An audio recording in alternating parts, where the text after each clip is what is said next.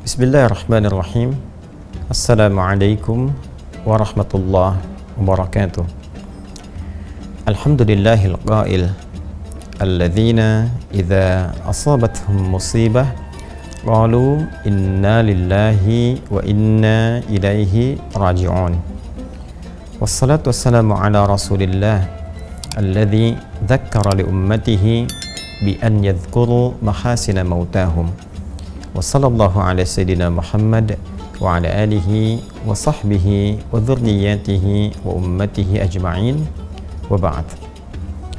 Faya ahbaballahi wa ahbaba rasulihi sallallahu alaihi wasallam, usi nafsi wa iyyakum bitaqwallahi faqad fazal muttaqun fala tamutunna illa wa antum muslimun. Allah Subhanahu wa ta'ala telah memberikan satu ketentuan hukum dalam berkehidupan, bahwa siapapun manusia yang berkehidupan di muka bumi ini menjalani misi sebagai khalifah untuk beribadah kepada Allah Subhanahu wa ta'ala, diberikan oleh Allah batas waktu untuk mengemban misi dimaksud dalam setiap generasi yang berkelanjutan dan saling menggantikan, dan masa waktu ini disebut dengan nama ajal. Maka setiap insan tidak akan bisa berlepas dari ketentuan ajal ini, baik generasi terdahulu, kini, ataupun yang akan datang.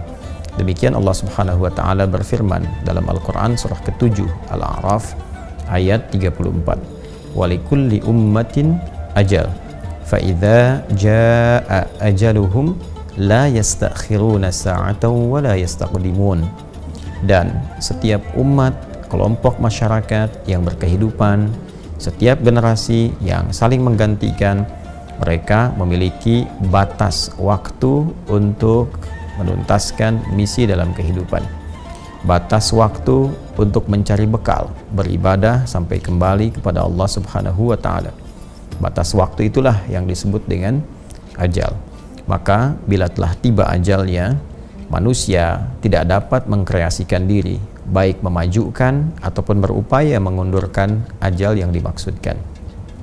Hadirin sekalian, dalam mengisi ajal ini, maka manusia dibimbing oleh Allah Subhanahu wa ta'ala untuk memenuhi waktu ini dengan beraktivitas, yang tentunya aktivitas ini didesain oleh Allah Subhanahu wa ta'ala dalam dua kerangka utama. Yang pertama adalah dalam konteks ibadah, menyembah, mengagungkan dan mengesahkan Allah Subhanahu wa ta'ala. Demikian dalam Al-Quran surah ke-51 Adz-Dzariyat di ayat ke-56, wa ma khalaqtul jinna wal insa illa liya'budun. Dan tidaklah kuciptakan jin dan manusia itu kecuali untuk mengkreasikan seluruh aktivitas hidupnya dalam rangka ibadah kepada Allah Subhanahu wa ta'ala. Yang kedua adalah manusia dibimbing oleh Allah Subhanahu wa ta'ala untuk menjadikan seluruh aktivitasnya dalam rangka memakmurkan setiap tempat yang ia pijak, memberikan dampak-dampak positif, hal-hal yang bermanfaat dalam setiap tindakan dan perilaku yang ia lakukan. Karena itulah hal yang bermanfaat, hal positif, hal yang kiranya mampu menyukseskan, memakmurkan, dalam bahasa Arab disebut dengan umur. Dan umur ini pula yang seringkali diterjemahkan dalam bahasa Indonesia dengan nama usia.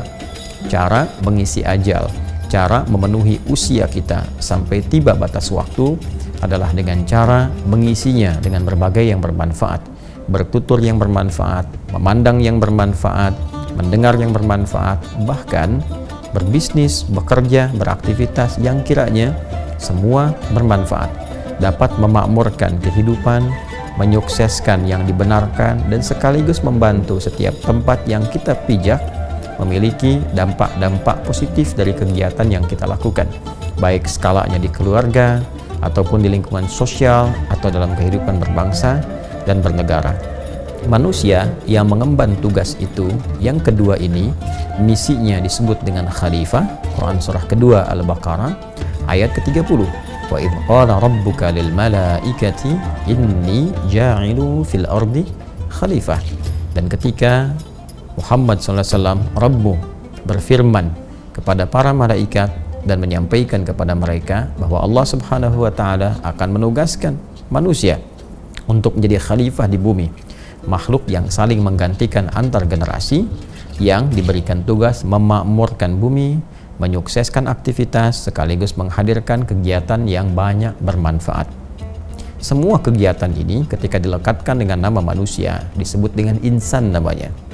Insan, karena itulah kemudian Allah Subhanahu wa Ta'ala memberikan pesan, manusia yang berkehidupan, beraktivitas disebut dengan insan, namun tidak mengisi waktu yang diberikan sampai ajal tiba dengan perbuatan-perbuatan baik yang bermanfaat, yang memakmurkan, itu disebut oleh Allah sebagai manusia yang rugi. Maka turunlah surah ke-103 untuk mengingatkan, wal 'asr innal insana lafi khusr illa alladziina amanu wa 'amilus shalihat wa tawasaw bil haqqi wa tawasaw bis sabr. Demi waktu, aku bersumpah, demi kesempatan, waktu, momentum yang aku berikan pada setiap hamba untuk beraktivitas. Sungguh, setiap manusia yang beraktivitas memanfaatkan waktu itu berpotensi ada yang rugi. Kecuali di antara mereka yang bebas dari kerugian itu adalah yang beriman kepada Allah, yakin bahwa dunia sementara. Dunia itu tempat bertugas. Dan dunia itu pasti akan ditinggalkan. Sepanjang bernama manusia, pasti meninggalkan dunia. Sepanjang bernama manusia, pasti akan kembali kepada Allah untuk mempertanggungjawabkan berbagai misi yang telah diemban. Orang-orang yang yakin dengan itu semua, lalu mengkreasikan sisa waktunya untuk beramal soleh. Dan dengan itu saling mengingatkan, saling share, watawasaw bil haqq, dan bersabar menjalaninya, maka itulah orang yang terlepas dari kerugian. Hadirin sekalian, rangkaian ayat-ayat tadi mengingatkan pesan kepada kita bahwa setiap kita ini di dunia ini hanya membawa tugas, membawa misi besar.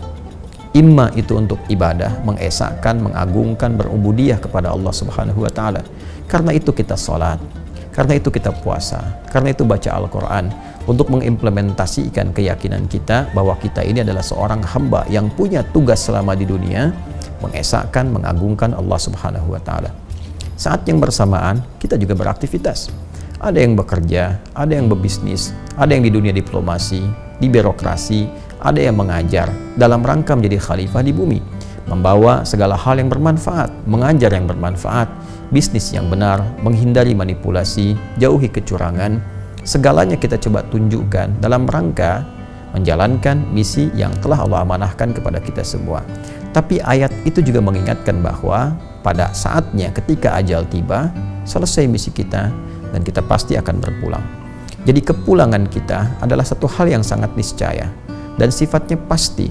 Jadi siapapun yang berpulang kepada Allah Subhanahu wa Ta'ala, boleh jadi saat ini Pak Mahfudin telah lebih dulu meninggalkan kita, tapi kita pun mesti yakin bahwa esok lusa tiba waktunya kita untuk pulang.